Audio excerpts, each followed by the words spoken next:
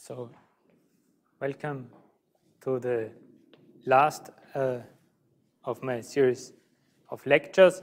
So, I will talk about, I will continue to talk about set-based and problems, and I will also touch upon weighted zero-sum problems. Well, at least that's the plan. I hope I can make it. So, in the morning, I recalled the definition of the Harbour and the Olson constant. So now I will start with some results on the Harbour constant. And what's the Harbour constant? So it's set-based for square-free sequences, so we do not allow repetitions. So, and we search for a zero-sum subsequence with some zero and length equal to the exponent. So this is the, so to say, set-based version of Ginsburg Sieve constant. And it already appeared in the original paper of Harbour where he studied this problem. Now, what's obvious is that this constant here, I mean, it cannot exceed the other one. So you have simply more restraint. And the other thing is there is also an inequality in the other way around, because certainly you cannot have any element repeated. In extremal examples, you cannot have any element repeated more than the exponent minus 1 times, so it will necessarily exponent minus 1 times this constant more or less will necessarily be an upper bound. Well, one could say something on this. So before I give some deeper results, I'll start with results that one sees, where one sees the solution more or less right away. So elementary two groups, elementary two groups. Elementary two groups, well, here, based on what I said already, one would already have the conclusion, basically, but also one can think briefly what the answer can be here. Well, it's impossible to have two distinct elements that sum to 0. So one could even say the constant does not really make any sense. But if one just sticks to the definition and proceeds in a strictly logical way, then one finds it's also 2r plus 1. Based on the grounds that, now you could say, how is this possible? There are not even any sets of cardinality 2r plus 1, but that's not a problem, because what it says is that every set of cardinality 2r plus 1 will have the property of 1. So if there is no such set, then that's a true statement.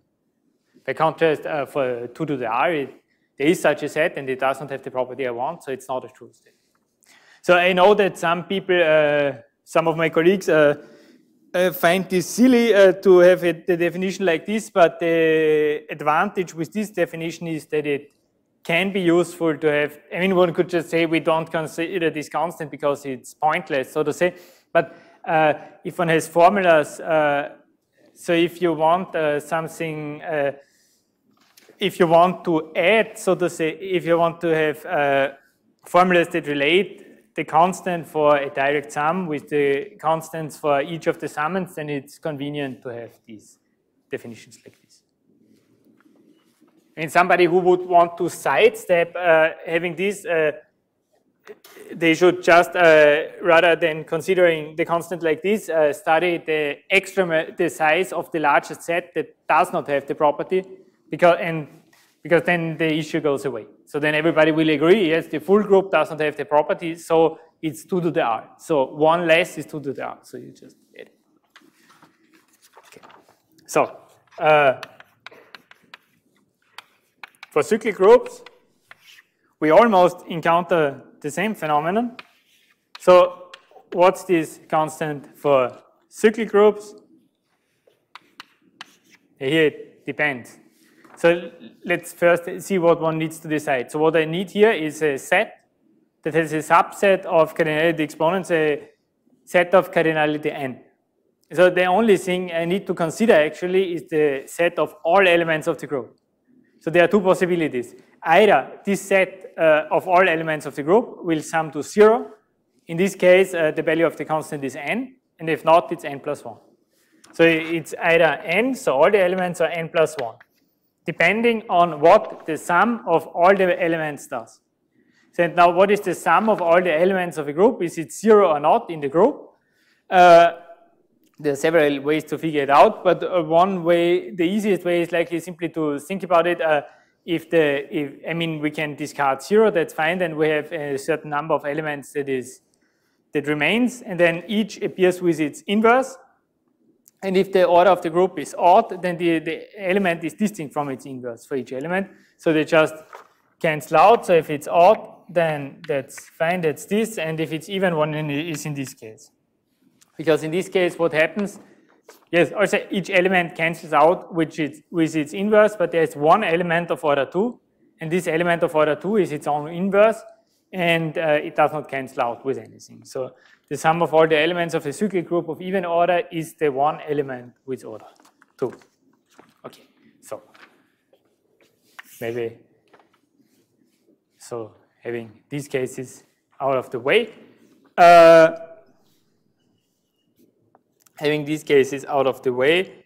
we can discuss elementary 3 groups. Elementary 3 groups. Here the situation is that it's directly linked to the S invariant. So this is 2 times minus 1. Why this formula? I mean, it's somewhat more natural to write. It would be somewhat more natural if one would write like this, which is completely equivalent. But here one sees, so the point is, for the extremal examples, I take an extremal example for sets and then can include each element twice. And this is still an extremal example here. Because if I want zero-sum subsequences of length 3, I can never have either have the same element 3 times, but I do not have this if I just have multiplicity 2, or I do not use the same element twice. Because if I have twice the element, then the third one to complete to 0 would have to be this element again. So here there is a direct link, and we discussed this already. So this is complicated. This is a complicated problem, as we already discussed, but there's no point, so to say, to repeating everything that was said already about this. And so what else? What would be about Cn squared? Well, here one can observe, for instance, something which I just said. So if exponent of G1 is equal to exponent of G2, then certainly the Harbour constant of the direct sum is greater or equal than the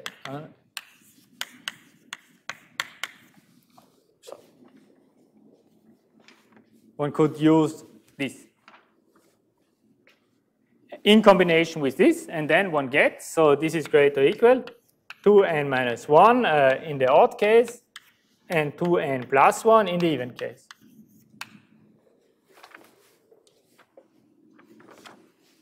And you see here, this is what I wanted to say first.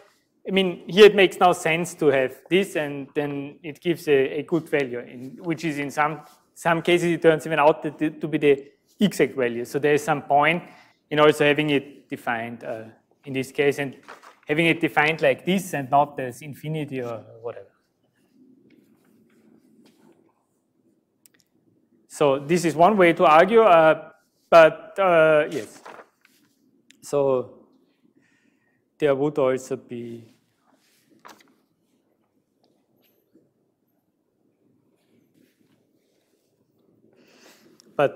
so here now I tripped myself up. So this is, let's forget what I said.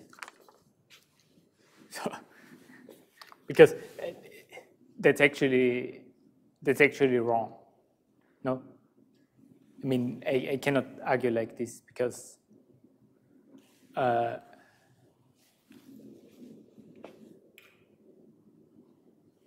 sorry. I should not have improvised this. This is not necessarily true, or at least it's not obviously true. And what's the problem? The problem is that I could very well have. I mean, maybe I do not have a zero-sum subsequence of length equal to the exponent here, but maybe I have exponent half here and exponent half on the other side, and then together they could very well give x. So if I take x, if I look at extremal examples, if I have an example here without zero-sum subsequence of length equal to the exponent, and the same here, then maybe if I combine them, I can get the exponent because I get exponent half in the one and the exponent half in the other. So that's not true. So with less or equal than the exponent, it would be true. So this was wrong, but that's actually correct. But one has to argue it in a different way. And how can one argue this? Well, one thing one can argue, one thing one can do is bound this constant via the Erdős-Ginzburg-Sieve constant of a smaller group. One possibility is, for instance, you take an extremal example for the Erdős-Ginzburg-Sieve constant, but for a subgroup, and you leave one part of the group, so to say, empty, and you use this remaining part somehow to just add something to repeating elements to make them different. So in the following way, so for instance, let's recall for Cn, we know that the sequence 0, 0, 0, and one generating element E, so this n minus 1 times, n minus 1 times. So this sequence here has no zero-sum subsequence of length n. Now, I consider this in Cn. See. If I consider this in Cn, then I would have another coordinate here. And then I could add here 0. Then I would have plus f plus 2f plus n minus 1f. If I write this group as E plus f. And E plus 0, E plus f, E plus n minus 1f. And now, this sequence still doesn't have a zero-sum. Now it's a set, all the elements are different. And it doesn't have a zero-sum subsequence because it cannot have a zero-sum subsequence of length n in the first coordinate. And what happens in the second coordinate, I do not really care on an arithmetically. The second coordinate is just there to make the elements different. So maybe it could impede that something sums to 0, but in any case, adding a coordinate in U1 cannot create a zero-sum subsequence of a given length where there was none before. So, so this gives the 2n minus 1. And this gives the 2n minus 1. So an example of cardinality 2 times n minus 1, so 2 times n minus 2, and then I need to add 1. So and why does the even case differ? What can I do in the even case?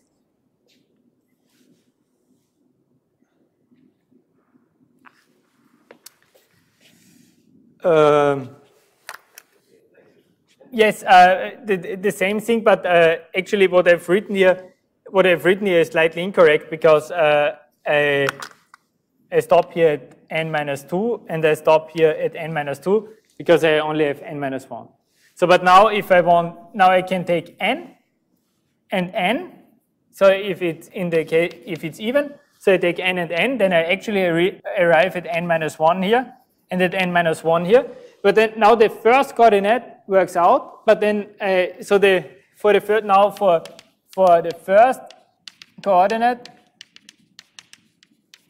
I have some zero length n with either all zeros or all ones, or is. But then the second coordinate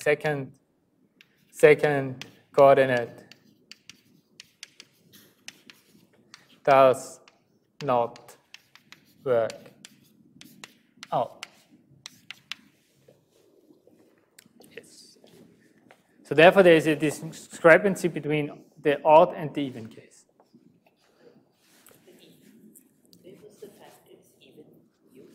The fact that it's even is used that the sum of all the elements here is non-zero. If n is odd, and I have this here, then the sum of all these here will be 0.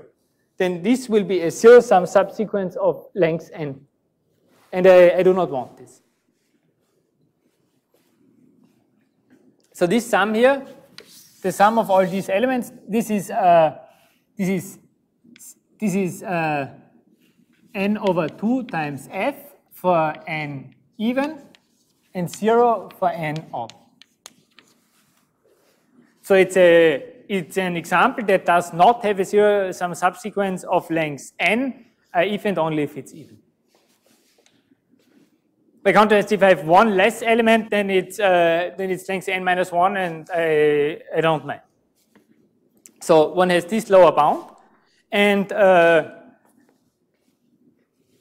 it appears that these bounds might be actually yield the truth. So it's known that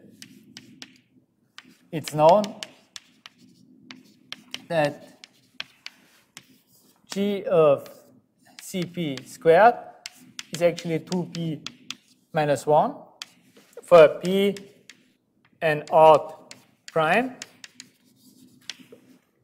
except for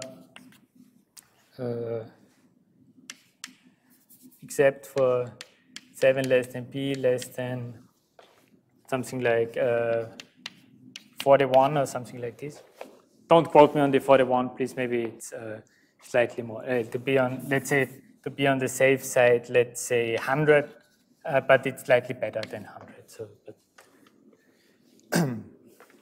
there is some range of primes where it's not known, but it's really the actual number is definitely I can definitely write 50. So it's definitely not larger than 50, but then maybe it's 41 or 47. This is I'm not sure about this. And so this is known. So this was. Gao Tanga Dorai who proved this, and then there's a follow-up paper by Gao, Geroldinger, and myself.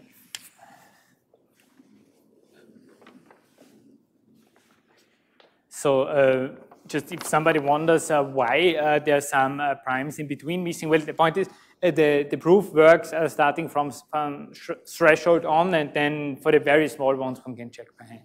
So therefore the mid size, so to say, I mean one checks by hand for 3 and 5, that's not a problem, and then the general argument works starting from 50 on. And why is this the case?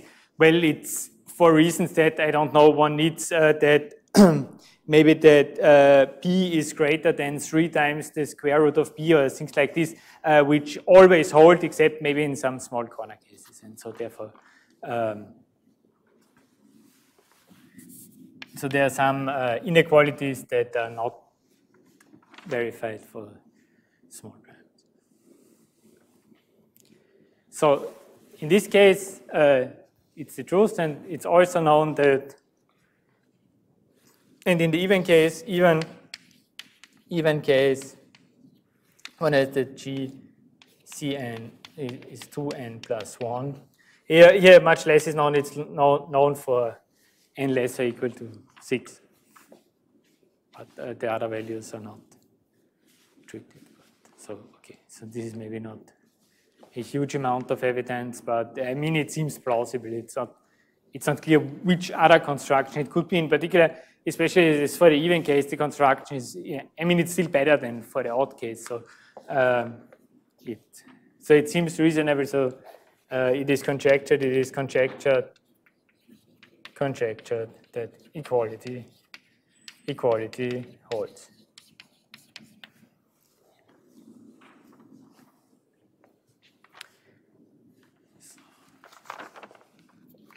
But for higher dimensions, maybe I will not discuss this in detail. Otherwise, I won't make it to the other subjects I've planned. For higher dimensions, one can do something. One can do similar things like this. So one takes a construction for S in dimension r-1, and then one makes the elements different.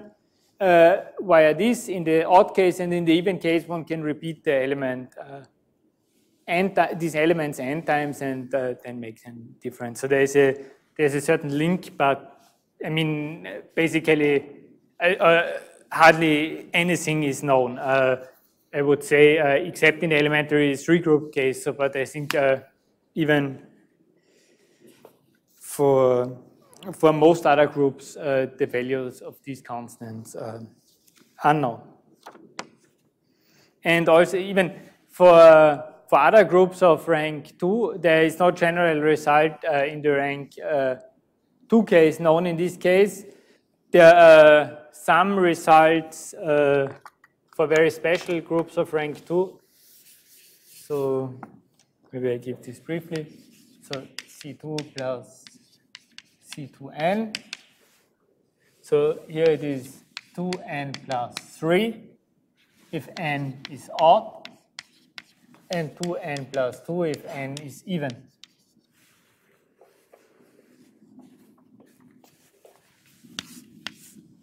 So there's also a parity phenomenon, but it's somehow the other way around. And then there is also a result GC3 plus C3P. This is 3p plus 3 for p not equal to 3 prime, and it's 3p plus 4 for p equal to 3. So that's maybe a strange way to write it. So it's 13 for p equal to 3, so which is 3p plus 4. So p equal to 3 is an exception, which will make some sense. Why not? Because one is the 3 here. So these are some results. So this one is with, so this is Marchand order, Ramos, and self, and this is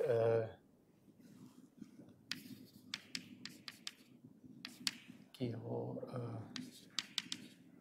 Marchand order, and yes. So in some rank 2 cases, it's not. But I would not know what to expect for the general case. I mean, one can. I mean, there are some constructions that certainly would give something, but since there are exceptions like this, it's not clear what will happen in general. There could be other such exceptions. In particular, something which is not clear to me is if this is really the only exception of what happens if, I mean, here it's, is it really 3 that this is an exception, or is it divisibility by the 3 that creates the exception? But I did not manage to construct something that generally works for n that is divisible by 3. So maybe it's really 3 that is the exception. So I'll skip this, and now I will go to the, so this was the Harbour constant analog of the Erdős-Ginzburg-Sieve invariant. Now I will say something about the so-called Olson constant, which is the analog of the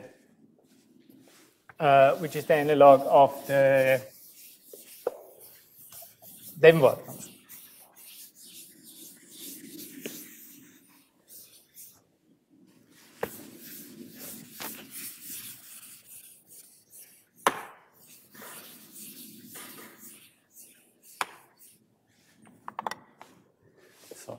Olson constant.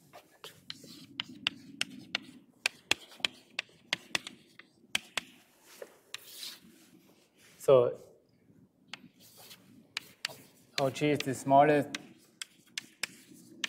K such that each set A in G wait, A greater or equal to K has a 0 some subset. So here one wants to avoid zero-sum subsequences and one is not allowed to repeat the elements. In some sense, one could try the same trick as for the, in some sense, one could avoid the, try the same trick as for the Harbour constant. But what if we start in a case where we do not have any space, so to say, on the side to construct something? And also maybe it will be wasteful, so to say, to reserve an entire part of the group just for making the elements different. So, for instance, what can one do in the case in the prime cyclic case? So I want the set whose terms, so that there is no subset whose terms sum to 0. So, well, I can start with an element.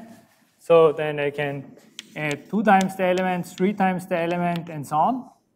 And so then I go up to k times an element, and then at some point I need to stop, because otherwise I will overflow and get to a sum that is 0, so that is congruent modulo p if one just looks at the coefficients. So one can take this set such that, with the condition such that sum I equal 1 to k is strictly less than b. So the condition is that this is strictly less than b. Has no zero-sum subset.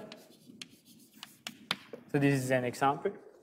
So if one wants, one could now solve this. So the size of the k is roughly square root of 2p.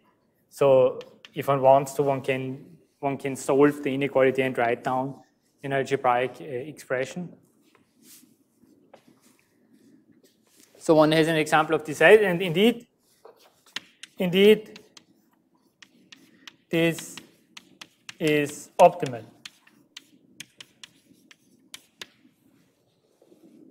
So this construction is optimal, and so the Olson constant is determined.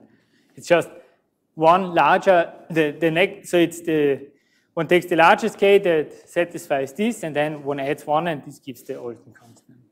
And so this was proved by Ballandreau, but it was earlier known for large primes by a result of Desjoyer and Prakash. And there was also a paper by Nguyen, Shemaredi, and Wu. So this was done about a decade ago that this was determined.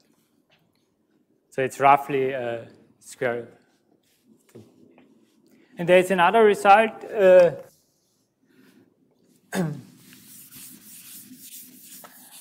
from about that time.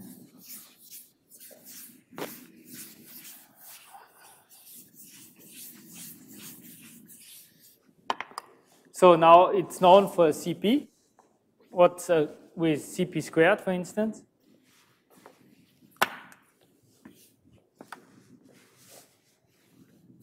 So one has the Olson constant of CP squared. What can one do? Well, one possibility is, now since I have some space, I can actually add, so to say, repeated elements and use the second coordinate to make the elements different. So I can start, so I can have this set, for instance, I can write Cp squared. I can write Cp squared as E plus F. So then I take this set here, and then in addition I can have F plus 0, F plus E, and F plus F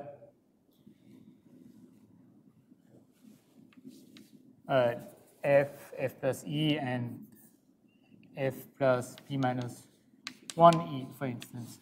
So I can have these P minus 1 elements, and I can consider this set formed by this and this.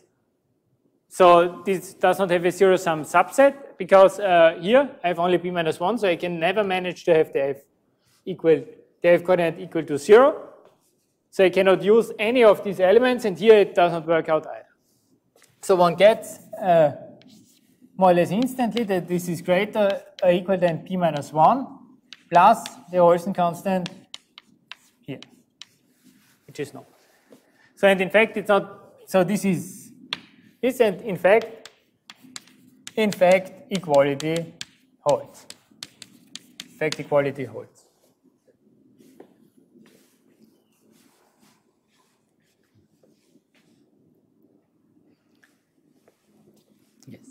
So this was, I think, this was first done by Gao, Rouge, Bangalore, if I recall correctly. And then there were later improvements by harmonic, Schlager-Ruchter, and at the same time, basically, Nguyen and Wu. So they also did the structure, so the structure of extremal examples.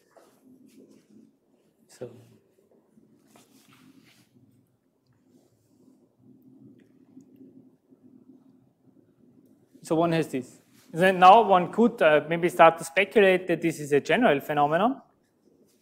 One starts, and so for CPR, what is the result for CPR for some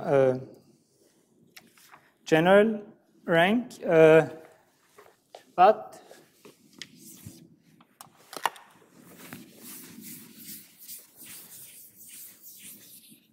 the point is that if the theorem, so if R is sufficiently large,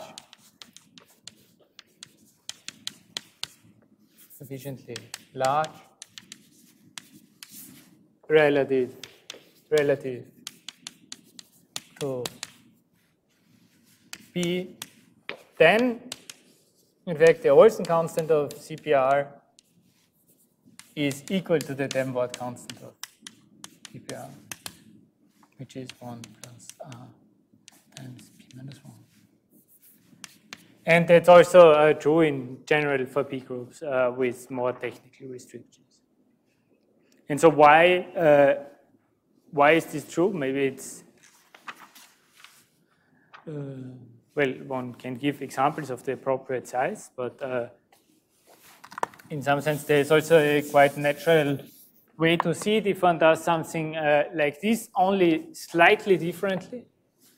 For instance, proof.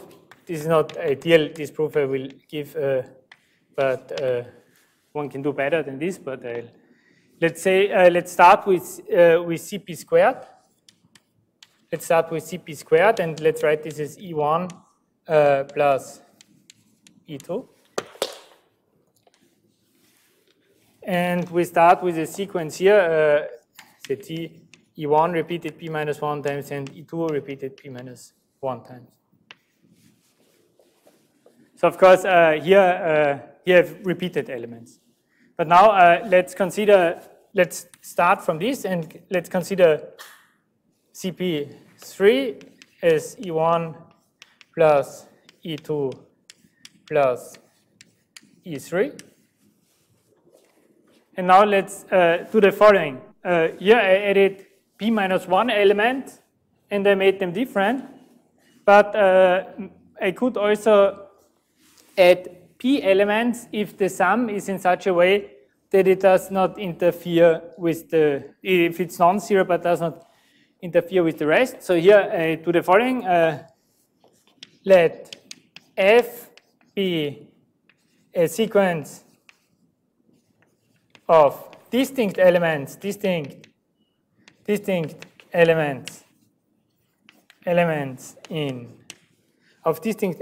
in CP in, let's say, E1, E2 in this group, such that the sum of this is E1. So something like this exists of, I should say, of P distinct elements. That's actually important. There's something like this. It's not hard to see that this exists. I have P squared elements here. I will be able to somehow select P that have a given sum. It's not anything complicated. You could also write it explicitly, but so let's consider this. And now then we can consider the sequence E1. So what do I want to do now? And now I consider the sequence E3 plus F. E3 plus F. So these are P elements. And then E2 P minus 1. I just keep this. And then sorry, that should be a 2.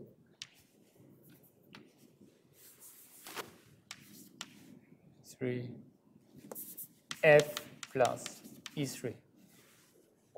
And so these are actually P elements. And the sum here, the sum is E1.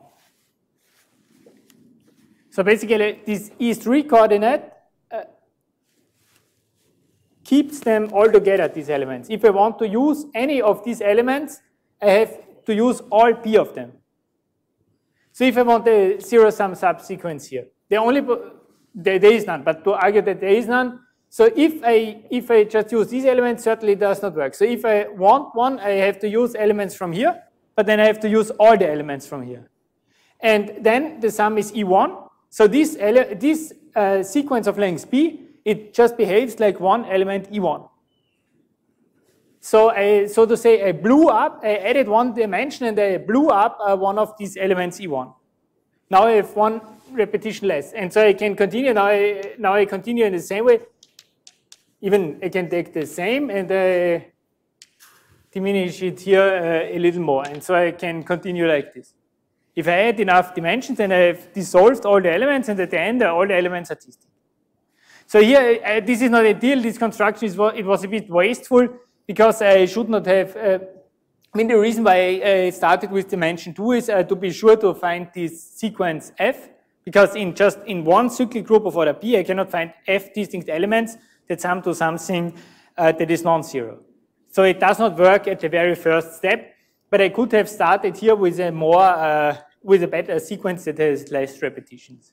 So I think the construction, I mean, if I work a bit, so this works starting from rank 2 times P plus 1 or something like this. And if I work a bit harder, then I could do it for rank P plus 1 or P plus 2 or something like this. But it's not clear if this is even ideal. And one can study in certain cases whether this is ideal. But it's also a phenomenon. So if the rank is large, it's equal, and if not, then it's not equal, because the Denbord constant here is 2p minus 1. And it would be interesting somehow to really study, fix some prime and let the R grow, and watch exactly how the Olson constant moves, so to say, with the increasing rank. Because so if you have a fixed prime p, so then for dimension 1, and here. So here you have a fixed prime p, and here you have the rank, and then the then the Olson constant. It will at least grow at each step. At each step, it will grow. So you have an offset here, so it will at least grow by this, and you have somehow. So you have somehow an area where it could be located. So this is to say this is Olson constant of the cyclic group, this is Denbord constant of the cyclic group, and here this is Denbord constant of CPR if you have the plot like this, and this is r minus 1 times b minus 1, b minus 1 plus Olson constant of the cyclic group. So you know it has to be in this area, and one knows at the start the Olson constant at the start it's here, and at the end it's here. And how does it get from here to here? It's somehow it has to cross, so to say, this area, and it's not completely clear how this happens. Although there are lower bound constructions, so for instance, one can give for dimension 5, one can give constructions that will beat this type of construction. How can you do this? How can you, for some given dimension, do something slightly better? Well, if you have, say, dimension 5, then you can blow up, you can start with something which has a few repetitions because you have some dimensions to blow up a couple of elements. So if you start in your cyclic component with something that has 3 repeated elements, then you can get rid, by blowing up these elements, you can arrive at the set. So then you can start with something E, and then continue. So you can start possibly, depending on the exact relation here, with something slightly longer in the cyclic component. So therefore, one can do somewhat better construction, and one has at least a lower bound that really interpolates here. There is a lower bound that interpolates here, but it's not clear whether this is the truth. And I think it's even, maybe it's even clear that it's not always the truth, but this is it. So so much for the Olson constant. And now for the last part of the talk, I will briefly come to weighted problems.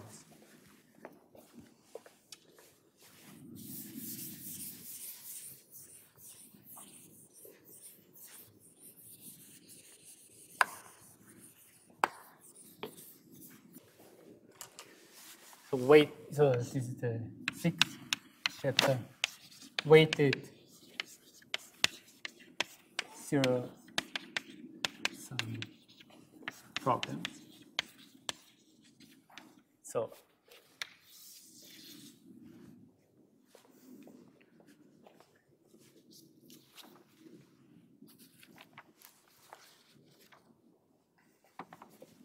there actually there are several ways to introduce weights in this problem. So I will present the way introduced by Professor Adhikari to give weights in zero-sum problems. So let G be a finite abelian group, and let S be a sequence. S be a sequence over G. Now where are the weights? Here are the weights. Let A be in Z. Then an expression of the form sum I want to L AI GI with AI in A is called an A weighted sum of S. And now one can study all the zero-sum constants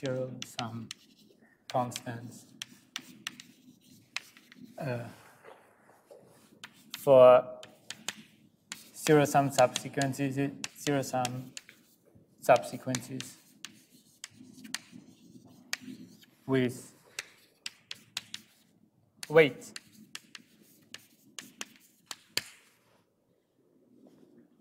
So the problem is the same. So determine the smallest integer k such that each sequence of this length has a now weighted subsequence that has a 0 as a weighted sum, an A weighted sum for some set weights.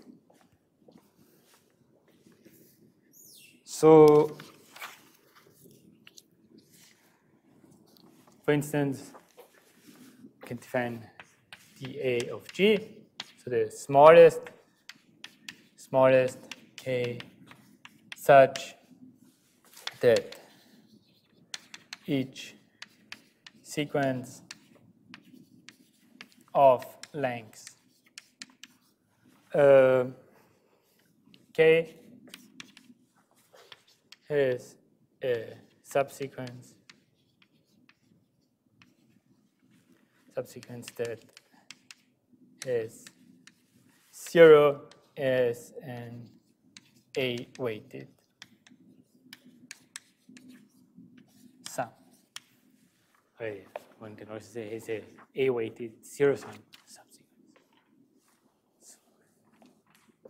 Yes. So, and so this is same for SA. And so in this case, the exact values of these constants, of course, they will depend on the group and also on the set of weights. So it will depend quite massively on the set of weights too.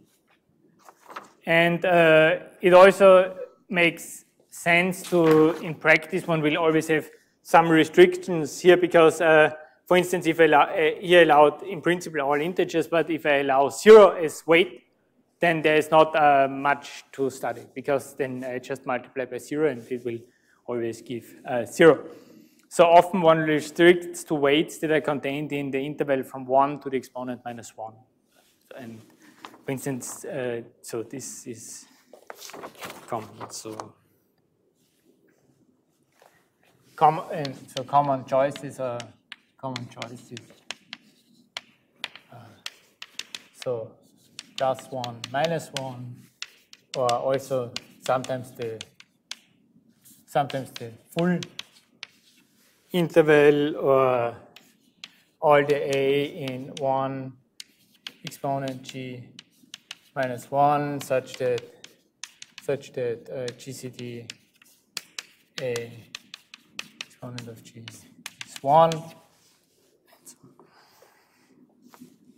And a few others, squares, non-squares, quadratic residues, various things were considered. And so there are many results because each set of weights has its own set of problems, but there are also, and this is what I want to focus on first, probably also last, because I will run out of time before coming to more specialized results. So results that work basically for a generic set of weights, just with some general restrictions. So there's one result, Bangalore, which says this. So G a P group and a set of weights, no two congruent modulo P. They should be distinct modulo P. So then one has that the Denbord constant with this set of weights, it's less or equal than times this G. So somehow there's a linear effect of the size of the weights. So if I allow two distinct weights, then cut it into half, and allow more distinct weights, then it will become ever. Yes? Yes? No two congruent modulo P. So a set of weights and no two are congruent modulo P. Or if you, one could say one can choose a in 1 to p minus 1 set of weights. that's maybe more clear. So I choose it. If I write it like this, it becomes slightly more restrictive. It's slightly more restrictive like this, but for the purpose of illustration, it will.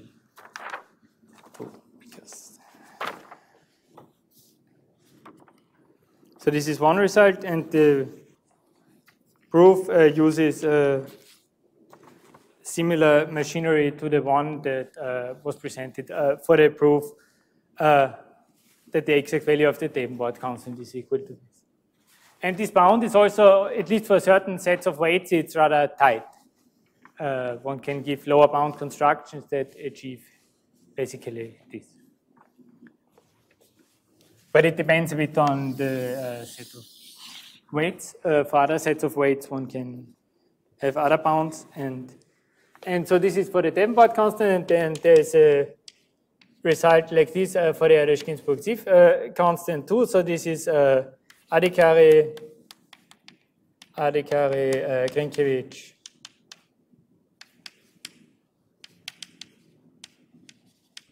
and Son.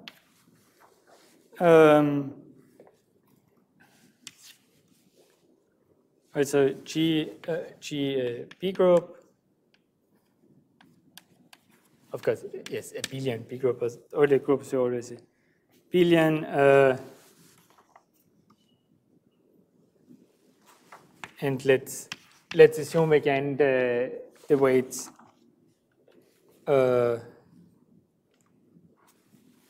here, so which is slightly more restrictive than in the paper, but then it's easier to state for now. And so then one has, if the cardinality of the sets of weights is greater or equal than the Davenport constant on the exponent G minus 1, then one has that the Erdős-Ginzburg-Sieve constant with its weight is less or equal than the exponent of the group minus 1 plus, and one finds the same, this same term here. So the difference, okay. So here one has exponent of the group minus 1. Definitely the Erdős-Ginzburg-Sieve constant will always exceed, so to say, the Davenport constant by exponent of the group minus 1. Because if I can always add zeros. So if I have no zero-sum subsequence at all, I have such a sequence, and then I can add exponent of the group minus 1 zeros, then this will be the only zero-sum subsequences. So it makes sense that one has this relation. So, and this is also proved using polynomial methods. And maybe, so this is for general sets of weights. And I will, to finish, give one result, which is also in this same paper on a specific set of weights. So G equal to 1 to T CMI. Then one can show that then one has that for the Davenport constant for set of weights plus minus 1, one has an upper bound of sum equal 1 T logarithm S2 MI plus 1. Or for this, one could also just write logarithm base 2 of the order of the group. So that's the same. And the lower bound is given one round inside the sum. So one takes the floor inside the sum.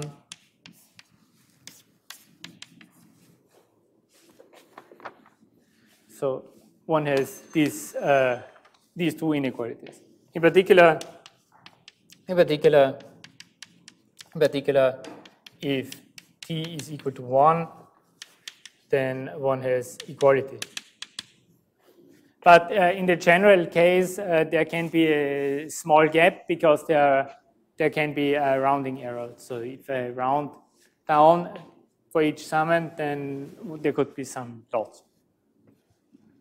But so there's an upper and a lower bound, and one can wonder where equality holds and where equality does not hold, and depending on the values, modes can happen, or various things can happen. And one thing, a phenomenon that is interesting here is, here I just wrote it like this, so with mi integers, but it works, so to say, independent. It's not necessary, so to say, to have a chain of divisors or anything. It works for any cyclic group decomposition.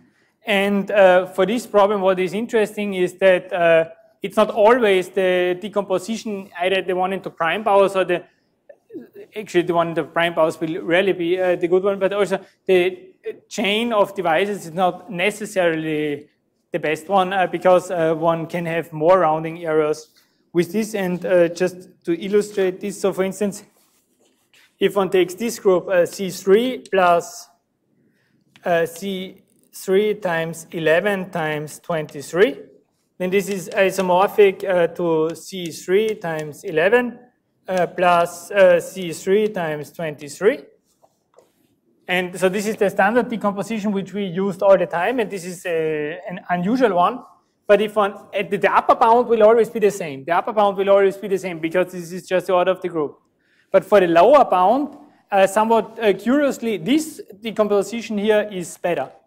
Because here the logarithm is, the floor is 5, here it's 6, and by contrast here it's 1, and here it is 9.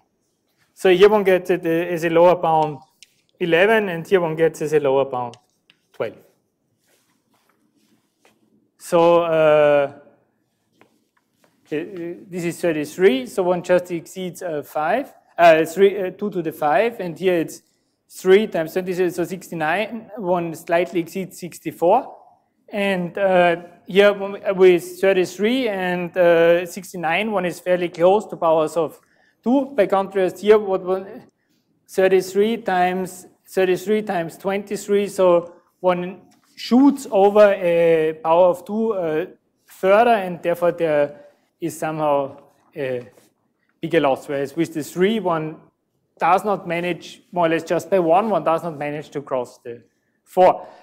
So in this case, it's a curious phenomenon that here one has bounds where one has to really check which direct sum decomposition does one take to get an optimal bound.